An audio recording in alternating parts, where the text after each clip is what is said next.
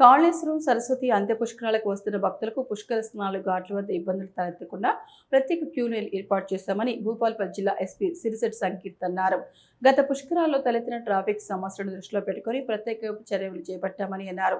వీఐపీల తాకిడి ఉన్నప్పటికీ సామాన్య భక్తులు సజావుగా దర్శనం చేసుకునే విధంగా ఏర్పాట్లు ఉన్నాయని తెలిపారు. పుష్కరాలలో దొంగతనాలు జరగకుండా నివారించేందుకు సీసీ కెమెరాలతో పాటు స్పెషల్ టీంను నియమించామని అన్నారు. పుష్కర స్నానానికి వస్తున్న భక్తులు పోలీసుల సూచనలు పాటించాలంటున్న జిల్లా ఎస్పీ సిరిశెట్టి సంకీర్తో మా Warangal correspondent Harikrishna face to face. కాళేశ్వరంలో సరస్వతి అంత్య పుష్కరాలు జరగనున్నాయి. ఇప్పటికే ప్రభుత్వం 30 కోట్ల నిధులు వేచించి కూడా భక్తులకు ఎలాంటి ఇబ్బందులు కలగకుండా కూడా భారీగా ఏర్పాట్లు చేశారు. ఇప్పటికే ఇటు పోలీస్ శాఖ ఆధ్వర్యంలో కూడా భక్తులు సజావుగా పుష్కర ఘాట్ వద్దకు వెళ్ళి పుష్కర స్నానం చేసే విధంగా కూడా పోలీసులు అయితే ఏర్పాటు చేశారు. దీనికి సంబంధించి తెలుసుకునేందుకు మనతో పాటు భూపాలపల్లి ఎస్పీ సిరిశెట్టి సంకీర్త్ మనతో ఉన్నారు. వారితో మాట్లాడదాం. ఇక్కడ ఉన్నటువంటి భక్తులకు ఎలాంటి ఏర్పాట్లు చేశారు, ట్రాఫిక్ జామ్ నివారించేందుకు ఎలాంటి చర్యలు తీసుకుంటున్నారో వాళ్ళ మాటల్లో వినే ప్రయత్నం చేద్దాం. బస్ స్టాండ్ దగ్గర ఈ సీసీఎస్ టీమ్స్ కూడా తిరుగుతూ ఉంటాయి. ఇది కాకుండా ఇంతకుముందు పుష్కరాలకు ఎవరైతే అఫెండర్స్ వచ్చారో వాళ్ళ లిస్ట్ కూడా కొంత ప్రిపేర్ చేసుకొని అఫెండర్స్ ఫొటోస్ కూడా పోస్టర్స్ చేసి కూడా మనము అతికించడం జరుగుతుంది.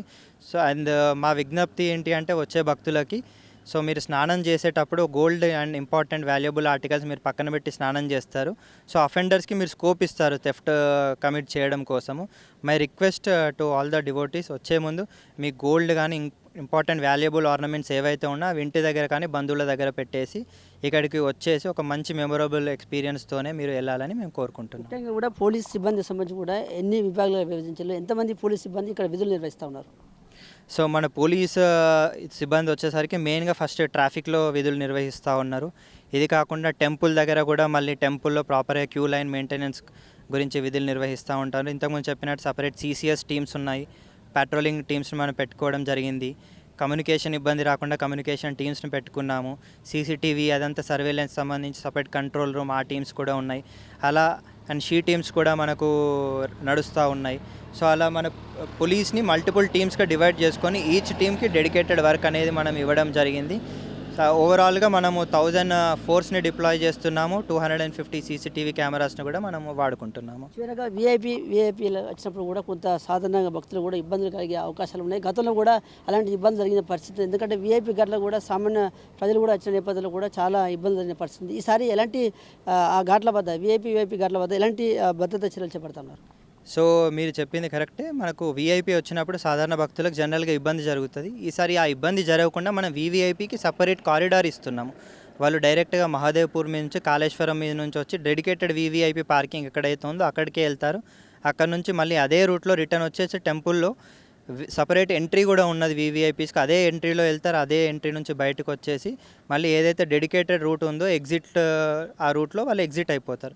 సో ఇక్కడ సాధారణ భక్తులకు వీవీఐపీకి ఎక్కడ కూడా క్లాష్ అవ్వకుండా, సాధారణ భక్తులకు ఏమి ఇబ్బంది వీవీఐపీ వల్ల కలగకుండా అన్ని రకాల మెజర్స్ మేము తీసుకోవడం జరిగింది. దాన్ని ఇంప్లిమెంట్ కూడా చేస్తాం. చివరగా కాళేశ్వరం వచ్చే భక్తులకు మీరు ఎలాంటి సందేశం ఇవ్వబోతున్నారు? సో మెయిన్ వచ్చే భక్తులకు మా సందేశం ఏంటి అంటే, ఏవైతే మేము ట్రాఫిక్ రూట్స్ సూచించామో ఆ ట్రాఫిక్ రూల్స్ మీరు ఫాలో అవ్వండి. డెడికేటెడ్ ఆ రూట్స్లోనే రండి అండ్ సూచించిన పార్కింగ్ ప్లేస్లలోనే మీరు పార్క్ చేయండి. అండ్ స్నానానికి వచ్చేటప్పుడు కూడా ఇంపార్టెంట్ వాల్యుబుల్స్ కూడా ఏం క్యారీ చేయకండి. టెంపుల్స్లో కూడా క్యూ లైన్ విధానాన్ని మేము అమలు పరుస్తున్నాము. మీకు సూచించిన ఆ క్యూ లైన్లోనే మీరు వెళ్ళండి అండ్ సూచించిన ఎగ్జిట్ ద్వారా మీరు రండి. అక్కడున్న పోలీస్ వారు ఏదైనా సూచనలు ఇస్తే ఆ సూచనలు పాటించాలని మేము కోరుకుంటున్నాము.